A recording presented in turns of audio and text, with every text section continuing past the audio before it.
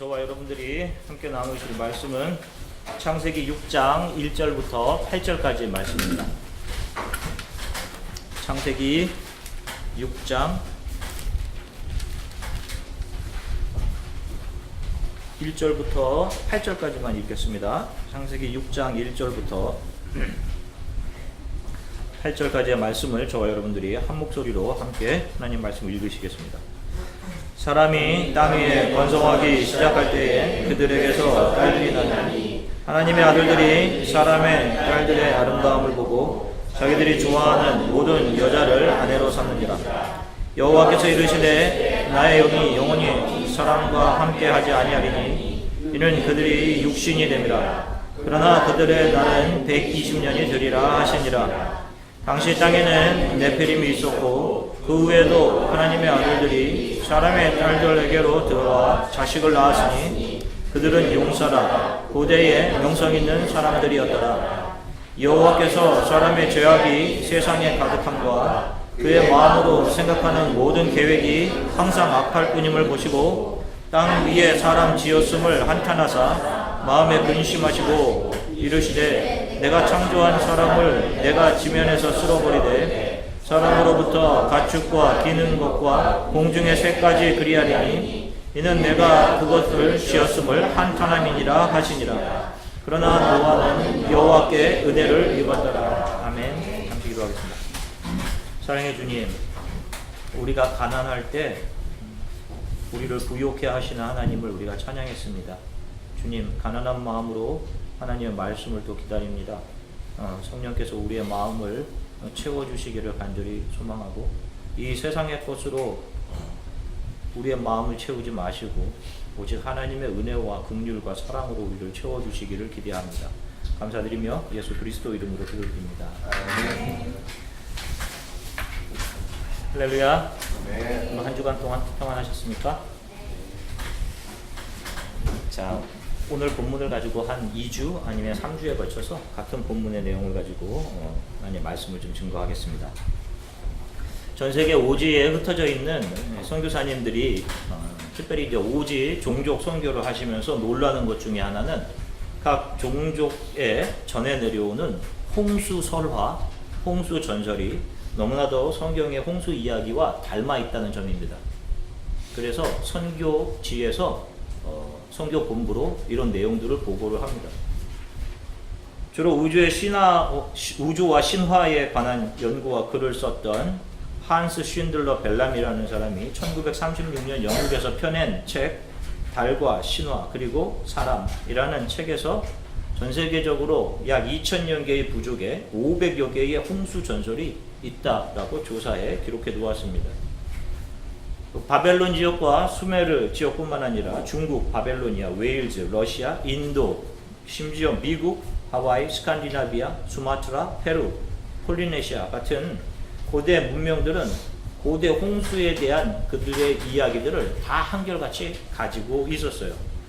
고대 메소포타미아 지역에 있었던 우르크라는 나라의 왕 길가메시에 대한 일대기를 그려내고 있는 길가메시 서사시라는 책이 있습니다.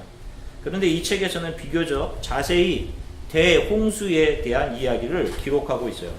모세가 모세오경을 작성한 것이 주전 BC 그러니까 1500년입니다. 근데 이 길가메시 서사시는 그보다 약 300년 전인 주전 BC 1800년 전 정도에 기록된 것으로 성경에 등장한 홍수 이야기보다 앞서는 이야기예요. 자, 성경에는 노아가 방주를 만들지만 길가메시 서사시에서는 우트나 피시팀이라는 사람이 배를 만듭니다. 자, 그 길가메시 서사시 중 대홍수의 기록 중 일부를 제가 여러분들께 읽어드리겠습니다. 신은 우트나 피시팀에게 와서 다가올 끔찍한 홍수에 대해 경고했다. 그들은 우트나 피시팀에게 집을 부수고 커다란 배를 지을 것을 지시했다. 배는 120규빗의 높이와 넓이와 길이로 구성되었다. 우트나 피시팀은 역청으로 배를 발랐다. 그는 모든 종류의 동물 암수, 그의 아내, 그의 가족, 그리고 식량을 배에 실었다. 배가 완성되었을 때 갑자기 비가 오기 시작했고 비는 6일 밤낮을 왔다. 마침내 모든 것이 고요해졌으며 배는 나스이르 산에 정착했다. 배가 7일을 쉰 다음 우트나 피시팀은 비둘기를 내보냈다. 땅이 마르지 않아 비둘기가 돌아왔고 다음번엔 제비를 보냈을 때 또한 돌아왔다. 그리고 나서 까마귀를 보냈을 때 땅이 말라서 돌아오지 않았다. 그러자 우트나 피시팀은 배를 떠났다. 자, 성경의 홍수 이야기와 너무 흡사하지 않습니까? 게다가 성경보다 300년이나 더 앞서서 기록된 내용이에요. 자, 혹시 성경의 홍수 이야기가 그 시대에 떠들고 있던 그런 구전의 내용을 짜집기 하는 것에 불과한 것이다 라는 생각이 들지 않으십니까? 자, 또 어떤 분들은 홍수가 메소포타미아 지역에서만 국부적으로 일어난 것이다 이렇게 생각하는 분들도 있어요. 그런데 홍수 전설은 아까 제가 이야기한 것처럼 전 세계적으로 분포되어 있습니다. 미국 알라스카 뿐만 아니라 심지어는 미국 애리조나주에도 홍수 설화가 있어요. 아시아 중국에도 홍수 설화가 있습니다. 히킹이라 불리는 중국 고전은 대홍수로부터 살아난 후이 가족에 대한 이야기를 하고 있어요. 이 고대 이야기는 산과 모든 것을 포함한 전 대륙이 홍수에 잠겼으나 배를 탄 한 가족만이 생존했다라고 이야기합니다. 중국인들은 이 사람을 그들의 문명의 아버지라고 생각하고 있어요. 이 기록에서는 후이와 그의 아내, 3명의 아들, 그리고 3명의 딸들이 대홍수로부터 살아난 유일한 사람들이었다라고 말하고 있어요. 어때요? 노아와 그를 포함한 8식구의 생존과 너무나 닮아있지 않습니까? 무슨 생각이 들어요? 여러분. 그래서 자유주의 학자들은 이 성경의 홍수설화는 근동 메소포타미아 지역에 살던 수메르인들의 설화에서 표절된 이야기에 불과하다 이렇게 이야기하기도 합니다. 여러분, 젊을 때 저도 한때 이런 이야기를 들었을 때 그럼 그렇지, 성경에도 어떤 내용들은 이해하기 어려운 내용들은 짜집게 된 내용이 있을 수도 있겠지 이렇게 생각했었던 적도 있었습니다. 실제로 여러분들 가운데서도 그렇게 생각하는 분들이 있을 수 있단 말이에요. 자, 그런데 여러분, 전 세계 종족들 사이에 전설로 보관되어 있는 이 이야기는 오히려 하나님께서 죄로 관영한 땅을 심판하신 대홍수가 진실이었음을 보여주는 참된 증거가 되는 것입니다. 모세는 그 홍수 이야기를 주전 1500년에 기록했을 뿐이에요. 노아의 세 아들인 셈과 함과 셈 족속, 함 족속, 야벳 족속들을 통해서 그 이야기가 그들이 흩어져 나가 정착한 지역으로 퍼져 나가게 된 것입니다. 그래서 전 세계에 존재하는 너무도 비슷한 홍수의 설화 이야기는 이 성경에 나온 홍수 이야기, 하나님의 심판이 정확했던 것임을 반증해주는 증거인 것이에요. 오늘 본문에는 이 땅의 홍수로 인한 하나님의 심판이 오게 된 원인이 무엇이었는지를 보여줍니다. 우리가 노아 홍수가 왜 일어났는지에 대해 일반적으로 알고 있는 상식은 당시 세상 사람들의 죄악 때문이었다 이렇게 생각을 한단 말이에요. 그런데 오늘 본문이 우리들에게 주는 보다 구체적인 단서는 노아 시대 홍수라는 하나님의 진노가 부어지게 된 결정적인 원인은 놀랍게도 하나님을 예배하던 당시 세상 사람들의 하나님을 예배하는 자들이 당시 세상 사람들이 추구하던 힘과 돈과 아름다움, 바로 이런 세상 사람들의 추구, 세상의 조수에 그들의 신앙이 부딪혀 타락하기 시작한 데 있었어요. 일반 세상 사람들의 죄 때문이 아닙니다. 하나님의 사람들이 세상을 사랑하고 신앙을 버리기 시작하면서 이제 구체적인 심판의 날에 대한 카운트다운을 하나님께서 시작하시는 장면이 오늘 본문에 나오는 것이에요. 오늘 본문 1절, 2절을 보시면 이렇게 기록합니다. 사람이 땅 위에 번성하기 시작할 때에 그들에게서 딸들이 나니 하나님의 아들들이 사람의 딸들의 아름다움을 보고 자기들의 좋아하는 모든 자로 아내를 삼는지라. 자, 여기서 말하는 하나님의 백성들이 누구였는지를 알아볼 필요가 있겠죠. 하나님의 백성들은 아벨을 대신해 아담에게 주신 자녀 셋의 후손을 이야기합니다. 그리고 사람의 딸들은 가인을 통해 내려온 족속들이에요. 우리가 지지난 시간에 살펴보았었죠. 가인의 족속을 통해서 내려온 자들이 어떠한 일을 했는지 우리가 성경을 통해 역사적으로 한번 살펴봤었죠.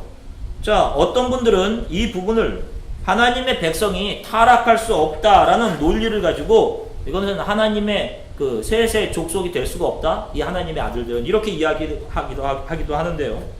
여러분, 하나님의 백성이라는 것은, 성경에 나오는 하나님의 백성이라는 것은 혈통에 의해서 이루어지는 것이 아니라 전적으로 하나님의 은혜의 선택에 의해 이루어지는 것이에요. 그래서 성경은 예수 그리스도를 맨 처음 창세기에서 나타난 첫 번째 원시 복음이 예수 그리스도 구속자가 장차 여인의 후손을 통해서 나오게 될 것이다 라고 이야기했던 이유가 여기에 있는 것입니다. 혈통이 아닌 하나님의 긍휼히 여기심에 의해 하나님의 날개 아래로 들어온 자들, 그 안에 창녀인 다말도 있는 것이고 기생이었던 이방 라합도 있는 것이고 또 이방 여인 룻도 그 안에 있는 것이에요. 바로 이 사람들의 혈통을 통해서 여인의 혈통으로 예수가 오게 되는 이야기를 하는 것입니다. 반면 혈통은 셋의 계열이고 다윗의 계열에 그 혈통이 있는데 그 안에서도 영원히 버림을 받게 되는 자들이 있는 거예요. 성경에는 실제로 그런 자들이 있습니다. 남쪽 유다의 19대 왕 고니야, 여호야긴이 대표적인 경우죠. 성경이 그렇게 얘기하잖아요. 여호야긴의 배에서 나오는 자들은 다시는 왕이 될 수 없다. 이런 이야기를 예레미야 22장에서 이야기를 하시는 겁니다. 바른 신앙을 자녀들에게 물려준다는 것이 그 당시에도 쉬운 일은 아니었던 것 같아요. 가장 어려운 일 중에 하나인 거라는 생각을 합니다. 하나님과 동행하던 삶을 살았던 부모를 둔 자녀들이 세상 속에서 점점 신앙을 잃어갔습니다. 그들이 보게 된 것이 무엇이에요? 2절을 보니까 하나님의 아들들이 사람의 딸들의 아름다움을 보았다라고 이야기합니다. 자, 여기서 아름다움이라고 이야기한 토부트라고 하는 것은, 이 아름다움은 감각의 즐거움을 주는 미라는 것입니다. 감각의 즐거움을 주는 미. 어떤 내면적인 성숙과는 상관없이 그저 이쁘고 성적인 아름다움, 육감 이런 것들을 취하려고 그런 것들을 추구한 것입니다. 이쁘다고 생각하면 어떤 수단과 방법을 가리지 않고도 세상 사람들의 딸들을 취한 거예요.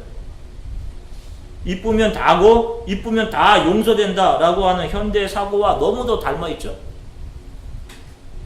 아름다움 자체가 나쁜 것은 아닙니다. 그러나 여인들이 그것을 자기 자신이 살아 존재하는 최고의 가치로 알고 이런 아름다움만을 추구하려고 하고, 남자들은 그런 여인들의 그런 외모만을 보고 취해 자신의 육적인 욕구와 아름다움을 획득했다는 성취감과 우월감을 느끼는 것, 그것이 하나님으로 하여금 분노하게 하시는 죄라는 것입니다. 죄. 보세요. 이것이 비단 노아 시대의 일만은 아닌 것 같아요. 자, 여러분들은 어떠십니까? 교회에 잘 다니고 계신데요. 자, 여러분들의 삶의 모습을 한번 잘 생각해 보세요. 한 주간 동안 세상에서 여러분들이 추구해 가셨던 것이 과연 무엇입니까? 한 주간 동안 무엇 때문에 바쁘셨고 여러분들의 생각이 무엇에 집중해져 있었냐고요? 세상 사람들의 추구는 눈에 보이는 아름다운 것들을 얻기 위해 수고하는 삶을 사는 것이 맞는 거예요. 눈에 보이는 아름다움, 눈에 보이는 명성, 눈에 보이는 이상들, 그런 것입니다. 성적인 아름다움, 멋져 보이는 어떤 이상, 지위, 부, 명예, 아름다운 집, 아름다운 어떤 실체들, 이런 것들이 나의 삶을 기쁘게 해줄 것이라고 생각하고 그런 것들을 모으고 쌓고 하는 것, 그런데 자신의 시간들을 다 집중하고 사용해 가는 것, 그러나 성경은 이것을 죄라고 이야기하는 것입니다. 그러니 지금 세상의 대부분의 사람들의 삶의 추구가 이런 거잖아요. 그래서 성경은 그들이 빠져나올 수 없는 죄의 노예 상태로 있다. 죄로 죽었다. 이렇게 이야기하는 것입니다. 오늘 본문 3절을 보시면 여호와께서 이르시되 나의 영이 영원히 사람과 함께 하지 아니하리니 이는 그들이 육신이 됨이라. 그러나 그들의 날은 120년이 되리라 하시니라. 자, 이 말씀은 이제부터 사람의 수명이 120세가 될 것이다 하는 그런 의미가 아니에요. 왜냐하면 홍수 이후에도 창세기 11장에 셈 족속의 족보를 쭉 살펴보면 셈의 족속들은 500년에서 300년을 삽니다. 홍수 이후에도. 아브라함의 아버지 데라는 205세까지 살아요. 이로보아 이 말씀은 사람이 120년을 살게 될 것이라고 하는 인간 수명의 어떤 정해진 한계를 이야기하는 것이 아니라 지금부터, 이제부터 너희들 카운트다운에 들어간다.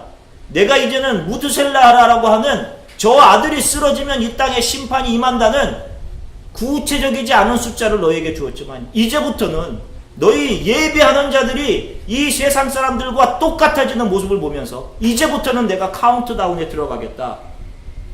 이때부터 하나님께서는 노아에게 산에 위에 배를 지으며 심판을 준비하게 하시고 세상의 심판을 선포하시는 기간으로 120년이라는 구체적인 시간을 이때 노아에게 주시고 세상에 선포하시는 겁니다. 이 역시 하나님의 긍휼과 오래 참으심을 보여주시는 부분이에요. 120년 동안 그래도 사람들을 긍휼히 여기시고 방주 안으로 들어올 기회를 주시는 거죠. 우리가 살고 있는 이 역사 역시 하나님의 저와 여러분들을 향한 오래 참으심과 긍휼이 펼쳐져 있는 역사인 겁니다. 나를 향해 오래 참으시고 자기 욕심 채우기와 자기 만족에 젖어 살아가는 자들을 향한 오래 참음이 지금 이 현재 시간에 저와 여러분들 앞에 펼쳐져 있는 거예요.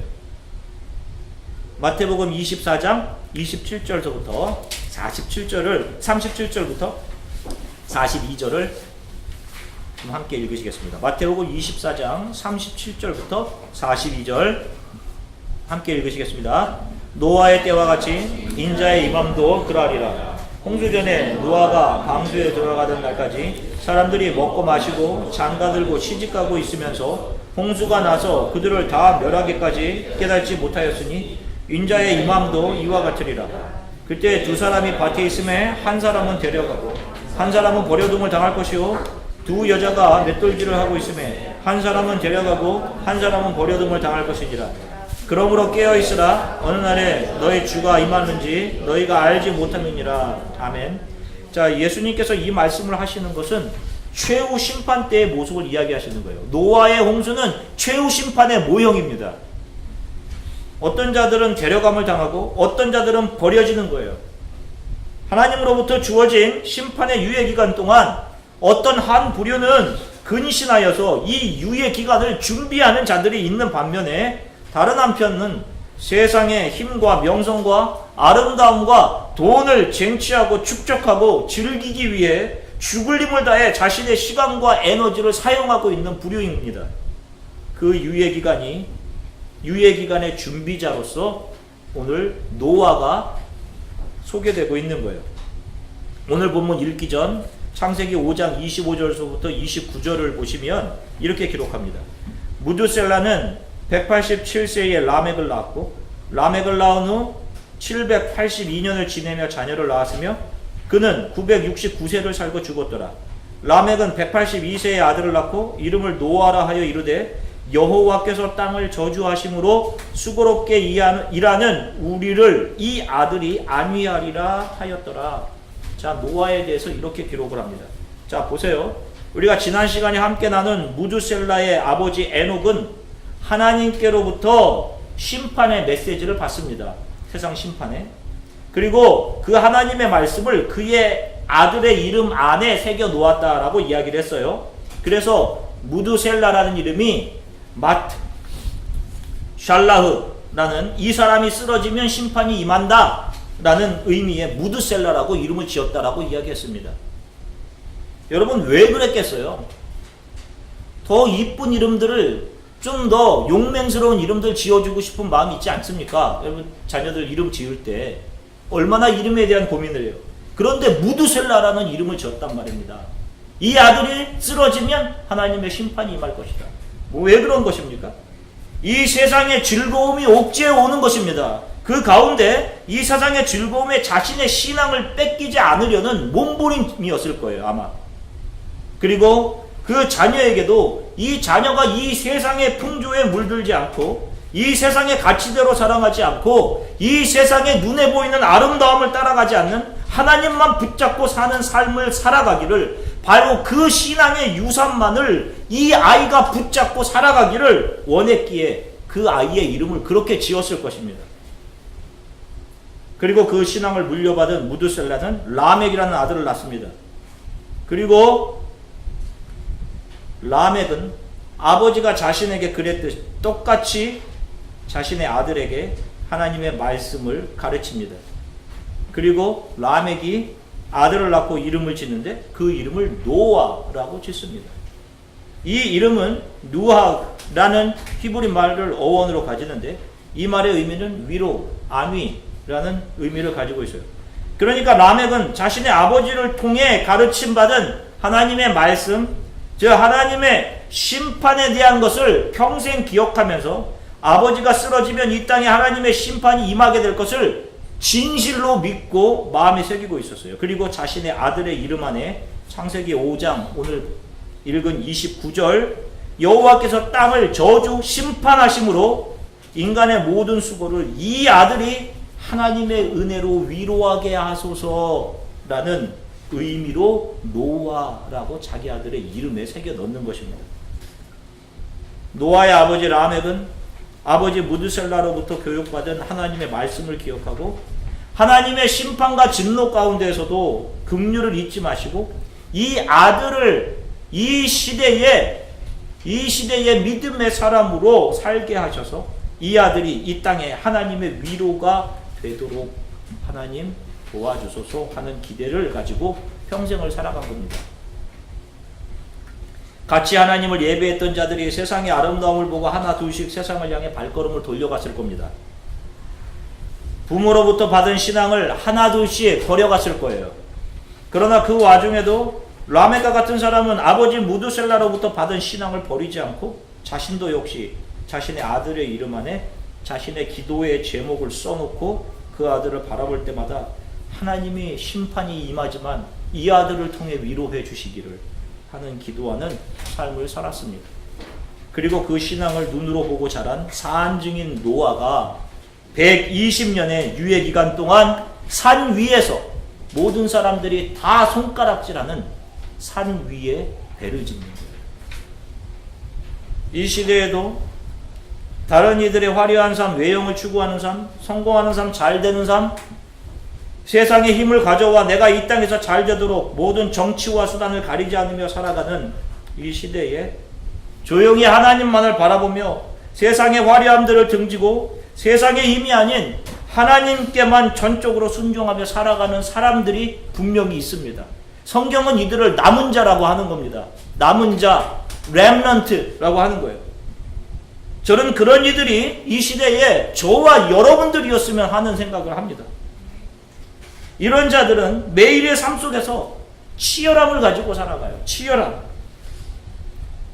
이 치열함이란 세상에서 성공을 쟁취하기 위한 치열함이 아니라 믿음을 붙잡고 온전한 신앙인으로 오늘 하루를 버텨내며 살아가기 위한 그런 거룩한 치열함입니다. 자기 자신과 싸워가는. 세상이 나에게 요구하는 그 요구들과 그것들을 거슬려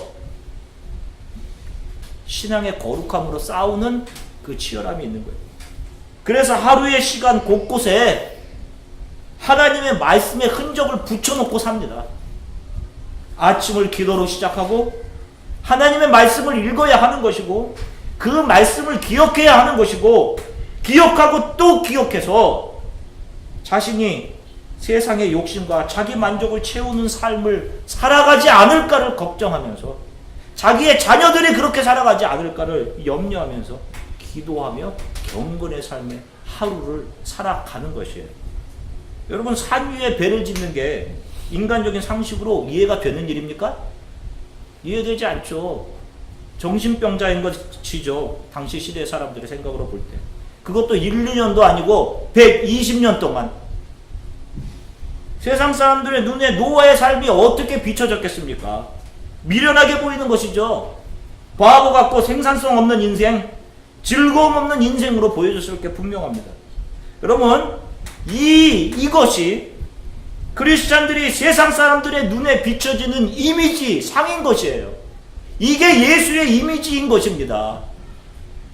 산 위에 배를 짓는다는 것은 그의 남은 삶 동안 자신의 모든 것을 다 비워내어 예수 그리스도를 120년 동안 자신의 삶으로 완성해가는, 자신의 삶 속에서 예수 그리스도의 형상을 만들어내는 기간을 의미하는 거예요. 120년. 우리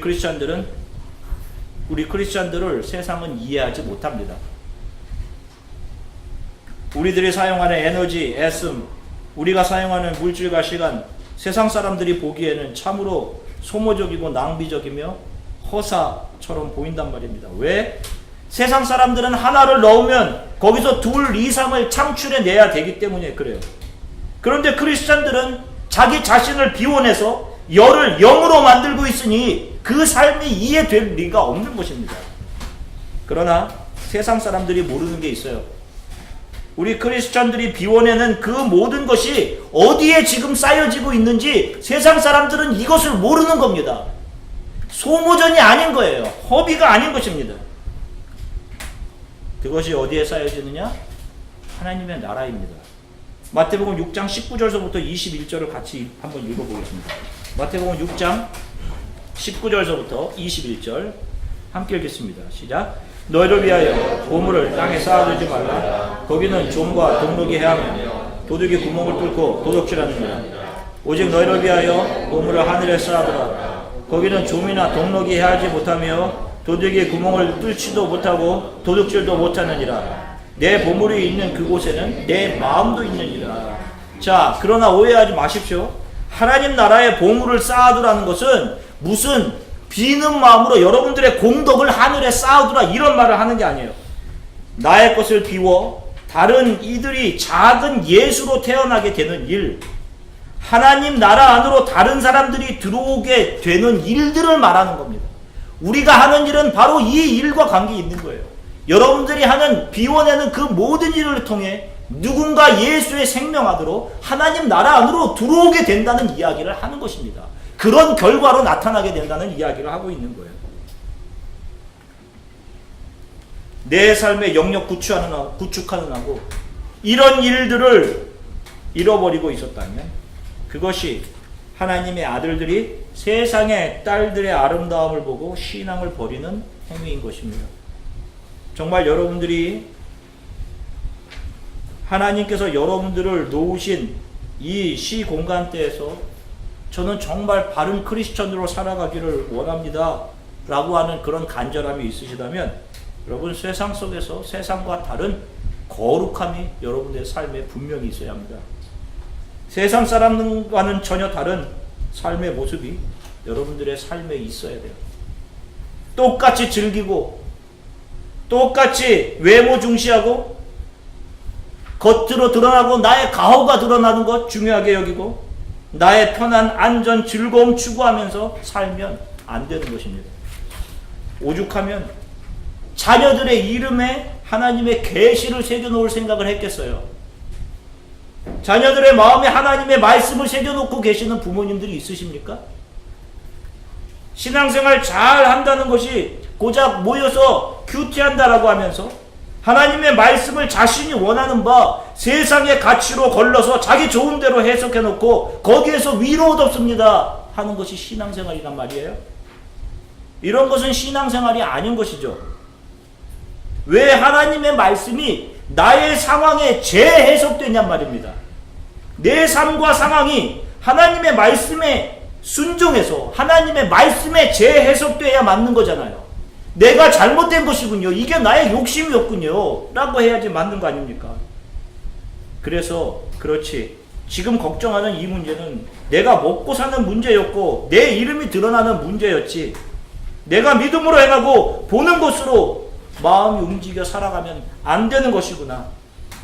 예수님만 붙들고 내가 무엇이든 상관없이 하나님 앞에 온전히 믿음으로 오늘을 살아내면 되는 것이구나 하는 것이 바른 신앙인의 행보인 것입니다. 그래서 말씀을 날마다 읽으셔야 하는 것이고 묵상하셔야 하는 것이고 말씀을 붙드셔야 하는 것입니다. 여러분 말씀을 읽고 계십니까? 하나님의 말씀을 마음속에 새겨놓고 계세요? 아니면 정말 세상의 아름다움에 우리의 신앙을 빼앗기기 너무도 쉬운 이 삶 가운데 뭔가 말씀대로 살려고 하는 그런 신앙대로 살고자 하는 그런 몸부림이 여러분들 가운데 있습니다. 이런 몸부림을 성경은 거룩이라고 하는 것입니다. 제가 오늘 이번 주 설교를 준비하면서 정말로 가슴 한구석이 메어지듯 오는 것을 참 이 시대에 하나님의 나라를 준비하는 크리스천들을 만나기가 너무도 힘들구나. 제가 있는 이곳에 하나님의 심판을 준비하며 노아와 같은 마음으로 120년 동안을 아버지로부터 받은 신앙을 온전히 지키며 세상 속에 거룩을 지키며 살아가는 하나님의 나라를 준비하는 신앙인들 만나기가 이렇게 어렵구나 라는 사실 앞에였습니다. 믿는다는 사람들도 별일 없이 오늘 하루 그저 잘 살아가는 삶을 그렇게 살아가는 것을 잘 사는 것 축복받은 삶이라고 여기며 살고 있다 보니까 이 시대에 하나님의 심판을 이 시대 가운데 증거하는 삶을 살아가는 크리스찬들, 매일 영적으로 긴장하며 경건의 삶을 살아가는 크리스찬들을 만나기가 너무 힘듭니다. 다 자신들의 문제, 자신들의 유익이 우선이고 자녀의 잘됨이, 세상에서의 잘됨이 다 우선이에요. 정말 깨어서 시대를 예수라는 등불로 밝혀나가는 크리스찬들이 너무도 적어요. 안타깝습니다. 교회에 속해 있으면서 내가 지금 어느 교회에 속해 있다고 나는 크리스찬입니다 이렇게 이야기하고 있지 않아요? 그런 우리들의 모습 속에 아니 우리의 자녀들이 우리들의 모습을 보고 우리가 하나님만을 바라보고 사는 우리들의 신앙의 삶을 우리들의 자녀들이 지금 잘 보고 있느냐 말이에요. 우리 자녀들에게 예수님만 온전히 붙잡고 사는 삶이 가장 귀한 삶임을 삶으로 보여주고 계십니까? 주안의 교회를 처음 시작하면서 한때 마음이 무너졌던 적이 있습니다. 결국 사람들은 복음과 말씀 신앙은 뒤에 있고 크리스천이라고 하면서 자신을 중심으로 거미줄처럼 얽혀있는 이 세상의 이해관계와 자신의 유익을 놓지 않으려는 그 이해관계에 의해서 움직이고 살아간다는 사실을 뼈저리게 알게 된 이유였어요. 정말로 마음이 무너지는 것 같았습니다.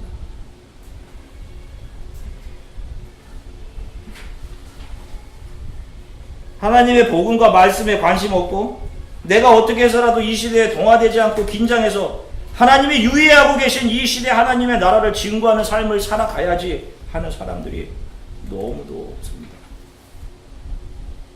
신앙생활은 스스로 자기를 비워내고 잘라내어서 세상의 사고방식과 단절되어가는 과정인 것입니다. 그리고 세상 사람들이 미련할 정도로 예수라는 방주 구원의 배를 자신의 삶으로 이 시대에 지어가는 것, 이것이 신앙생활이에요. 세상 사람들과는 삶의 방식이 완전히 다른 사람들인 것입니다. 그래서 크리스찬들을 거룩한 사람들, 세상의 빛이라고 성경은 이야기하는 것이에요.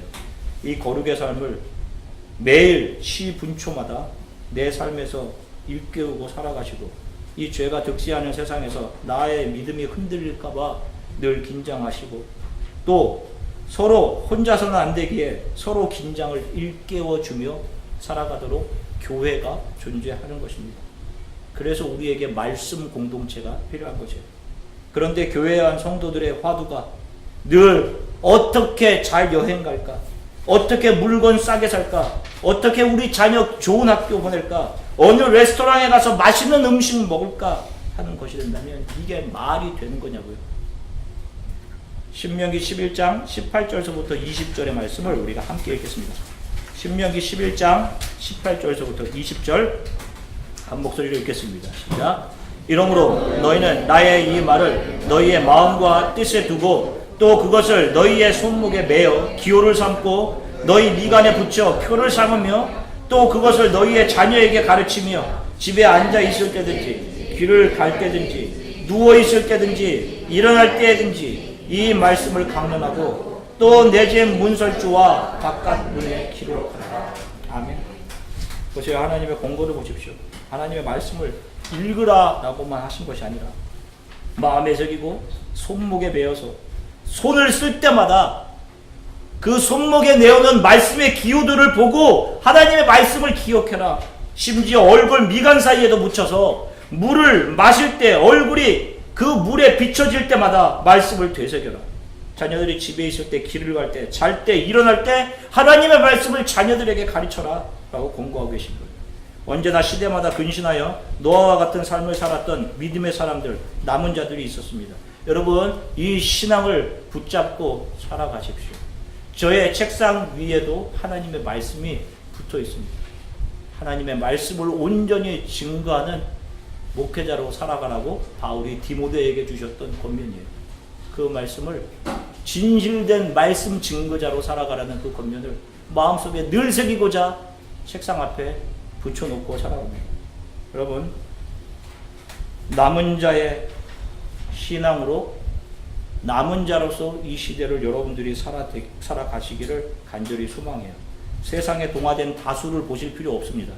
거룩함을 붙들고 하나님의 나라를 소망하시고 이 시대에 속한 구원의 주이신 예수라는 구원의 방주를 여러분들의 삶으로 지어내는 사람들, 그리고 그 안에 사람들을 초대하는, 그래서 작은 예수들을 잉태되는 그런 신앙인들이 되시기를 간절히 소원합니다.